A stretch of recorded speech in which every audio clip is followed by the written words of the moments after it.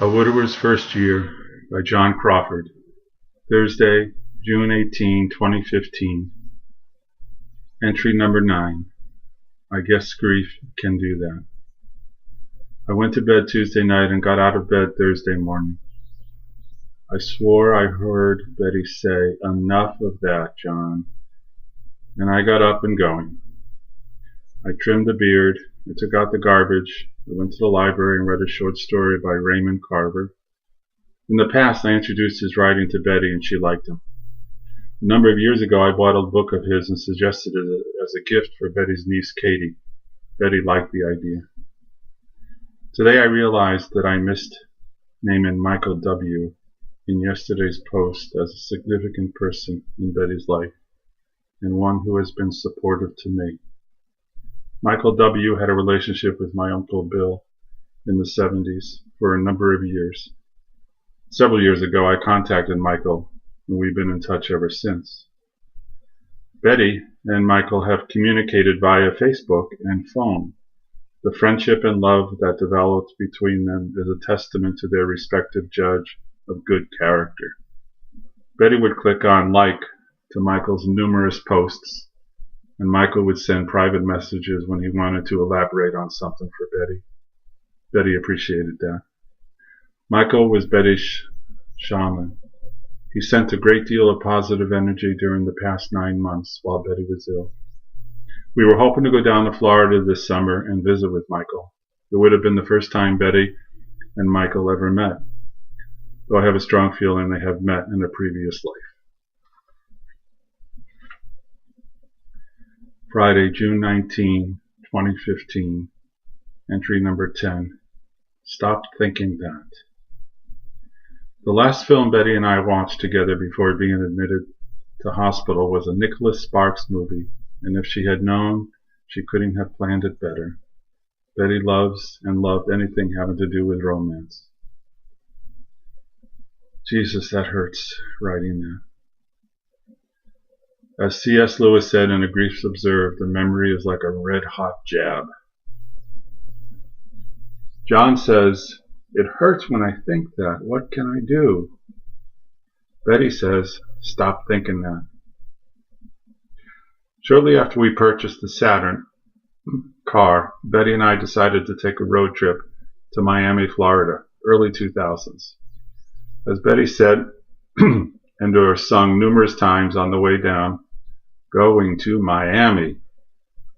We talked about the trip being a deal breaker with regard to our relationship, and needless to say, everything went well, and we had the best time. We got a kick out of South Beach, and Betty found it cool to be walking by some famous clothes designer's house.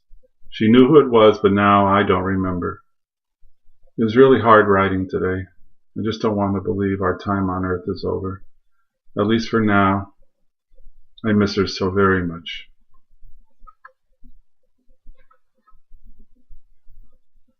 Sunday, June 21, 2015, 10 a.m. Entry number 11. A Runaway Train. It is hard to put Betty's corporal end days in a corner of my mind and go to it if I need to, though why would I want to do that when it hurts so much? Now it comes to mind without rhyme or reason and takes me down for the count.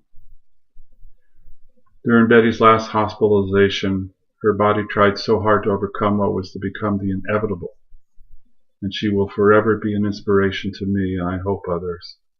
Her primary doctor said to me about a week after Betty passed into the spirit world, she easily could have succumbed during her first hospitalization of 9 months ago. Since her melanoma diagnosis of several years ago, and then followed the need for a heart defibrillator, Betty had been dealing with fear, anxiety, and depression. Without a doubt, we were happy to have the melanoma diagnosed early, and the surgery was successful, and happy to have the defibrillator as an insurance policy. In spite of the odds seemingly in our favor some days, the horizon was not as far off in the distance as we would want it to be. I wonder sometimes where she got the strength to take on the battles that started August 27, 2014. To be honest, the idea of dying never occurred to Betty.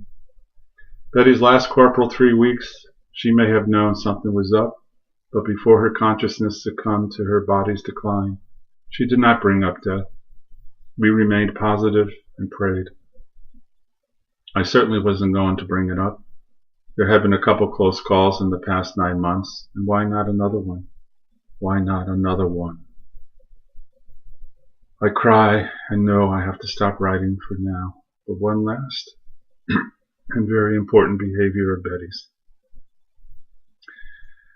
In the hospital, every person, cleaning services, food services, physical therapy, respiratory, phlebotomist, radiology, personal care assistant, nurse, doctor, they all, every day, got a smile from Betty.